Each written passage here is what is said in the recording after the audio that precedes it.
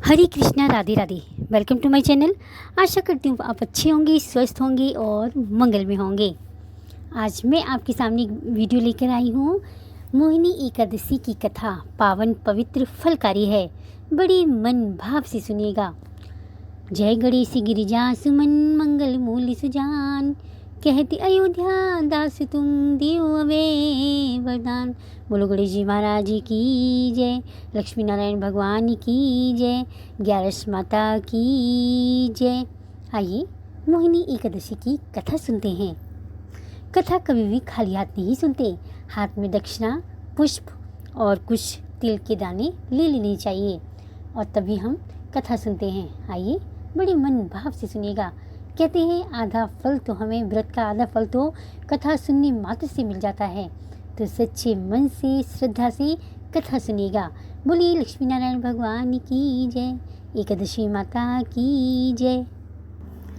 मोहिनी एकादशी का व्रत करने से सभी पापों का नाश और 10,000 सालों की तपस्या के बराबर फल मिलता है। व्रत कथा सुनने से 1000 गोदान का फल प्राप्त होता है। तो देखा आपने, एक कथा सुनने मात्र से हमें कितना फल मिल जाता है। एकादशी व्रत कथा जो भगवान श्री हरि विष्णु के एकमात्र स्त्री रूप मोहिनी अवतार से जुड़ी हुई है। माना जाता है कि इस व्रत को करने से मनुष्य के जन्म जन्मांतर के पाप समाप्त हो जाते हैं और आत्मा को परम शांति एवं विष्णु धाम की प्राप्ति होती है। आज हम श्रवण करेंगे भगवान विष्णु की मोहिनी अवतार की पौराणिक कथा और एक अत्यंत रोचक भावपूर्ण कथा जिसे सुनने मात्र से पुण्य की प्राप्ति होती है। मोहिनी एकादशी व्रत 8 मई 2025 गुरुवार को रखा जा रहा है। यदि आप भक्ति से जुड़े हैं तो एकादशी व्रत रखते हैं या पौराणिक कथाओं में रुचि रखते हैं तो ये वीडियो आपके लिए अमूल्य है। वीडियो को अंत तक जरूर देखें और शेयर करें ताकि हर भक्त तक यह पावन कथा पहुँचे। जय श्री विष्णु, जय मोहिनी माता। यह मात्र कथा नहीं, यह ईश्वर की करुणा का, धर्म की रक्षा का और भक्ति की अमर ज्योति का जीवंत चित्रण है। जिस दिन स्वयं संपूर्ण ब्रह्मांड के अधिपति भगवान श्री हरि ने मोहिनी रूप धारण कर देवताओं को अमृत प्रदान किया, वह दिन था एकादशी का। उसी पुण्य तिथि का नाम है मोहिनी एकादशी। जो व्यक्ति इस कथा को श्रद्धापूर्वक सुनता है या पढ़ता है उसे सहस्त्र गांव दान, यज्ञ और तीर्थ स्नान का फल प्राप्त होता है। वह सभी पापों से मुक्त होकर भगवान विष्णु के धाम को प्राप्त करता है। क्या आपने कभी विचार किया है कि जिनकी माया से ये सृष्टि बंधी हुई है वे स्वयं क्यों बनी माया स्वरूप?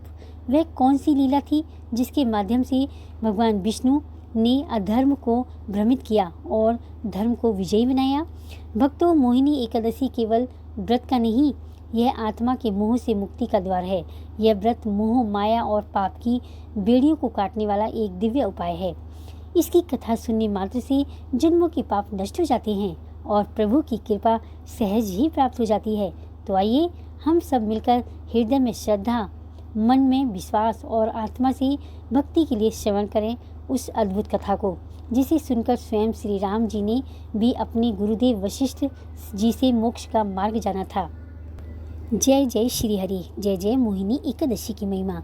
भक्तों, प्राचीन समय की बात है कि वैशाख मास में जब शीतल वायु मंद मंद बह रही थी, पुष्पों की सुगंध वातावरण को पवित्र कर रही थी, तब धर्मराज युधिष्ठिर ने भगवान श्री कृष्ण से अत्यंत विनम्रता से पूछा, हे वासुदेव, आप तो चित्रकालज्ञ हैं, समस्त जीवों के हितैषी हैं।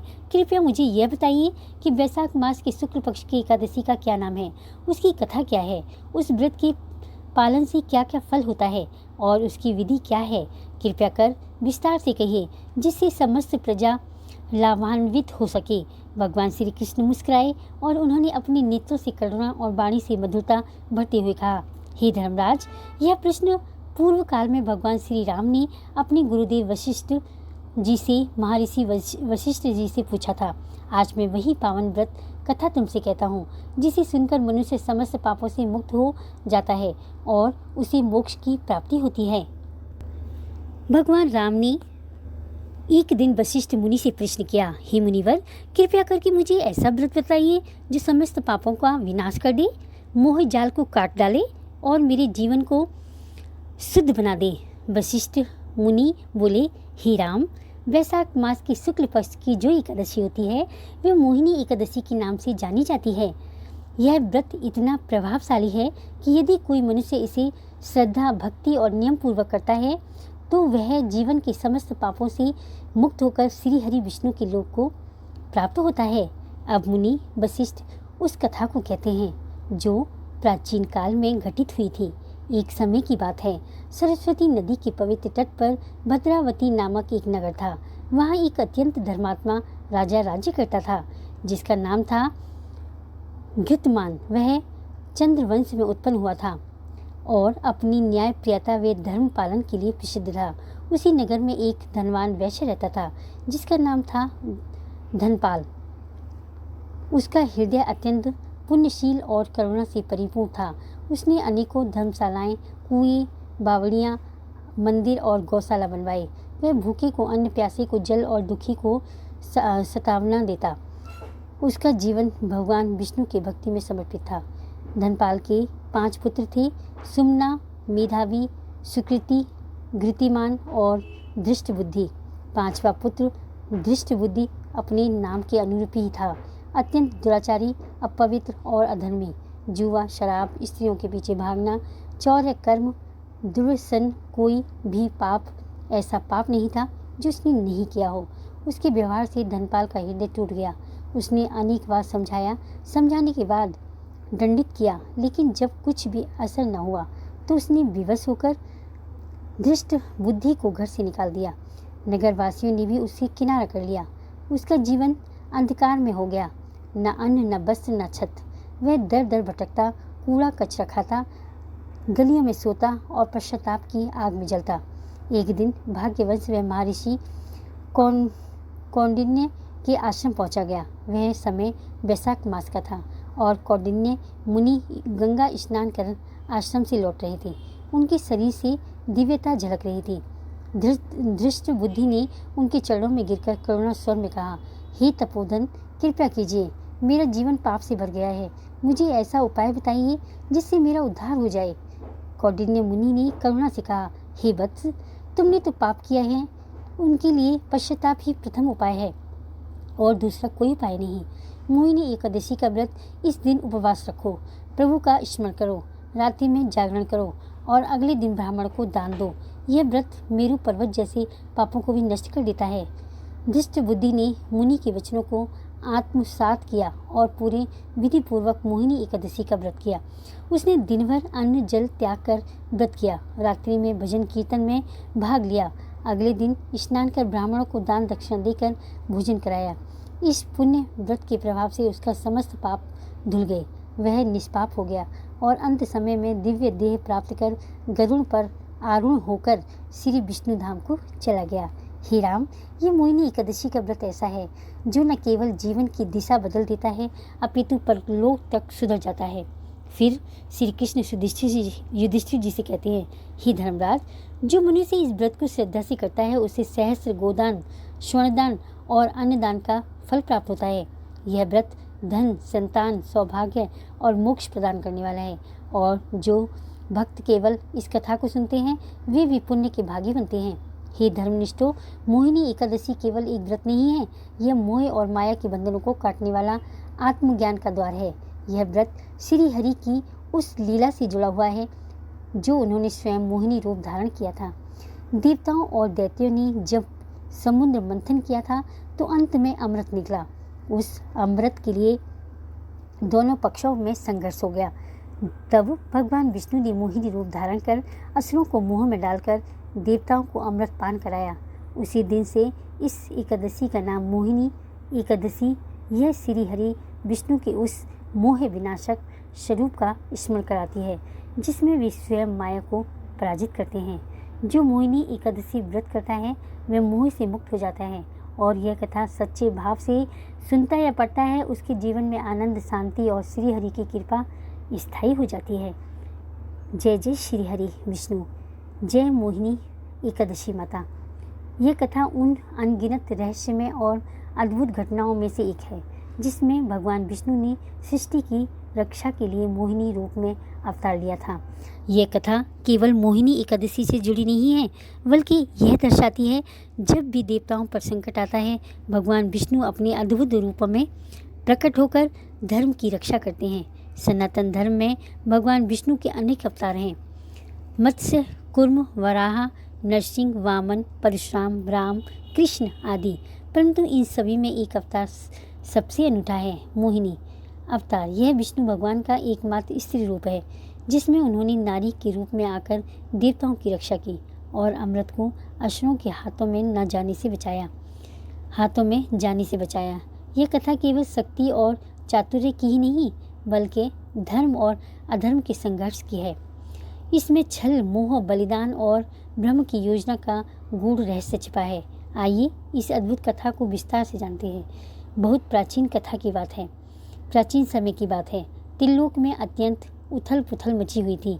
देवता और दानव दोनों ही स्वर्ग और पृथ्वी पर साम्राज्य के लिए प्रयास करते थे। वेदों का ज्ञान लुप्त प्राय हो चला था और तपस्वियों की साधना में विघ्न पड़ने लगे थे।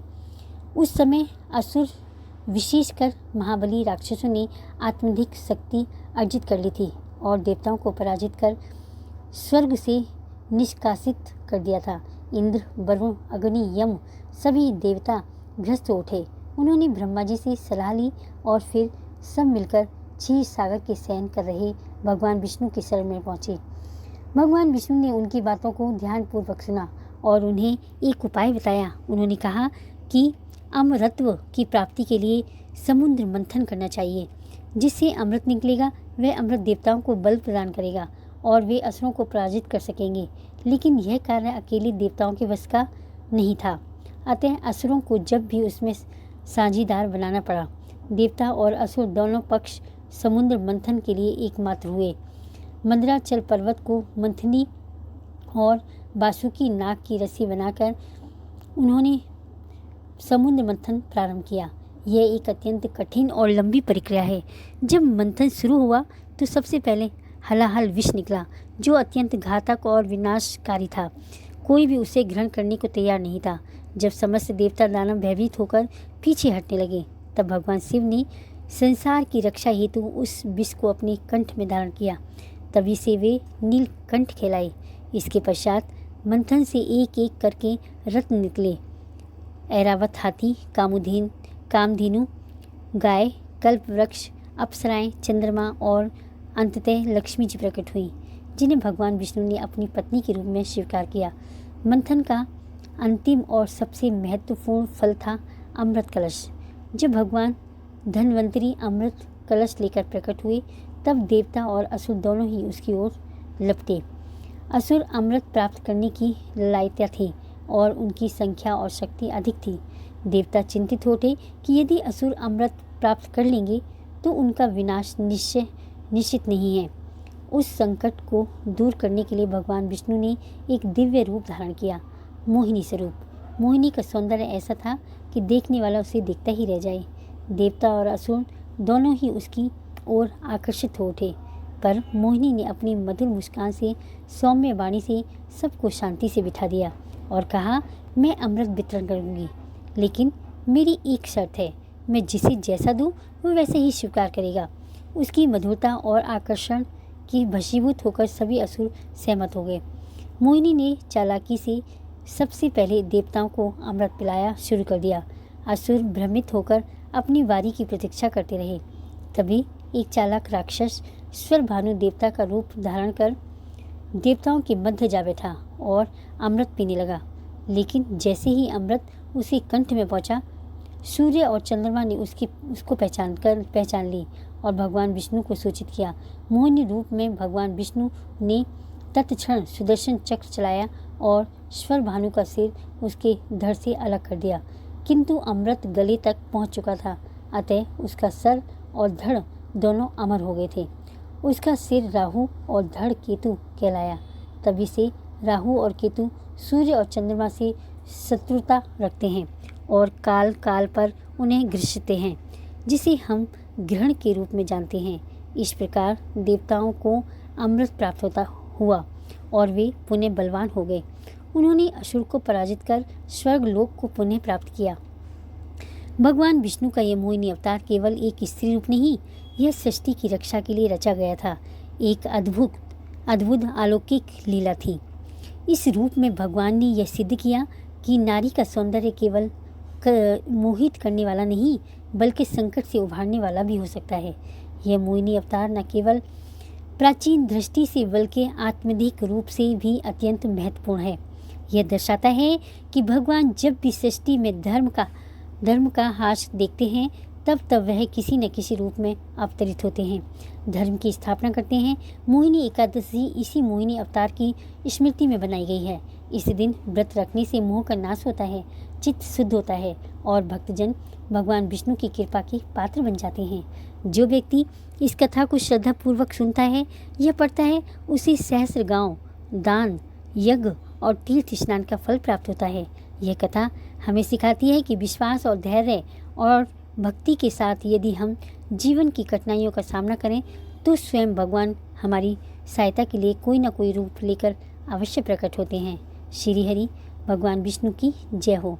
मोहिनी एकादशी की जय। मोहिनी एकादशी की ढेर सारी शुभकामनाएं। मोहिनी एकादशी की ढेर सारी शुभकामनाएं।